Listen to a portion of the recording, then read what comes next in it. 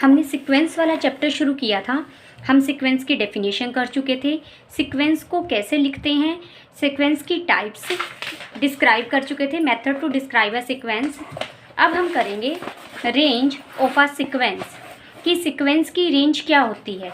जब हमने सीक्वेंस की डेफिनेशन की थी तो मैंने आपको बताया था कि सीक्वेंस एक फंक्शन ही है जिसका डोमेन नेचुरल नंबर का सेट होता है। नेचुरल नंबर हमारा कहाँ तक जाता है, 1 2 3 up to so on infinity तक, यानी और फंक्शन, ये एक फंक्शन है। तो फंक्शन की डेफिनेशन मुझे क्या कहती है कि डोमेन के हर एलिमेंट के लिए इमेज एग्जिस्ट करनी चाहिए। अगर डोमेन के किसी एलिमेंट के लिए इमेज नहीं मिलेगी तो फिर वो फंक्शन ही नहीं बनेगा। यानी नेचुरल नंबर, हर नेचुरल नंबर के लिए मुझे रियल नंबर से कोई वैल्यू मिल रही है, ठीक है। तो हमारी सीक्वेंस में इनफाइनाइट टर्म्स होती है, हम इसे ऐसे लिखते हैं A1 A2 A3 up to dash dash dash, ठीक है, या फिर AN। किसी सीक्वेंस में कितनी टर्म्स होती हैं, इनफाइनाइट। किसी भी सीक्वेंस में इनफाइनाइट टर्म्स होती हैं हमेशा। वो इनफाइनाइट टर्म्स क्या होंगी, मान लीजिए मैंने AN सीक्वेंस लिखी, N ही लिख ली, ठीक है। तो मेरा A1 होगा 1, A2 होगा 2, A3 होगा 3, A4 होगा 4 अप टू सोन। इस सीक्वेंस की हर टर्म डिस्टिंक्ट हैं। इस सीक्वेंस में इनफाइनाइट टर्म्स हैं और वो सारी टर्म्स डिस्टिंक्ट हैं।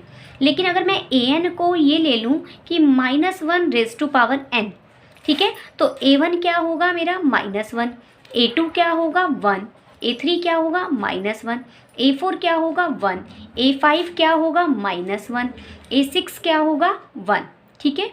तो ये टर्म, ये सीक्वेंस भी इनफाइनेट टर्म्स कंटेन करेगी। इस सीक्वेंस के पास भी इनफाइनेट टर्म्स होंगी, लेकिन वो सारी टर्म्स या तो -1 होंगी या 1 होंगी, ठीक है।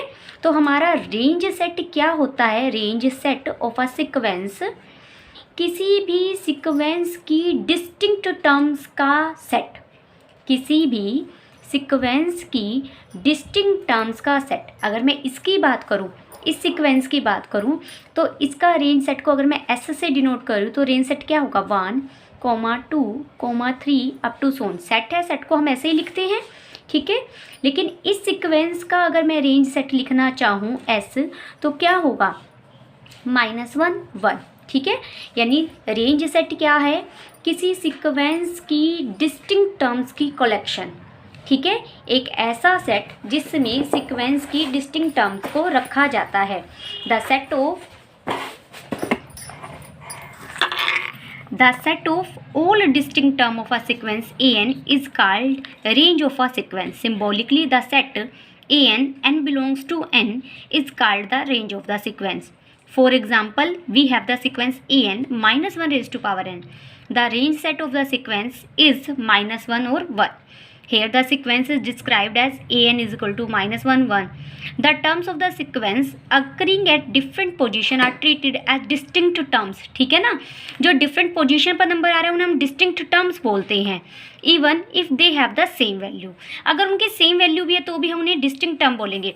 जैसे ये हमारी पहली टर्म है, ये हमारी दूसरी टर्म है, ये हमारी तीसरी टर्म है, ये हमारी फोर्थ टर्म है। जिस सीक्वेंस में जिस पोजीशन पर वो आते हैं डेट इज टर्म, ठीक है। Thus the number of terms of a sequence are infinite. किसी भी सीक्वेंस में टर्म्स कितनी होती है, हमेशा इनफाइनाइट। लेकिन जो रेंज सेट है वो फाइनाइट हो सकता है, जैसे मैंने अभी एग्जांपल दिया 1 and -1।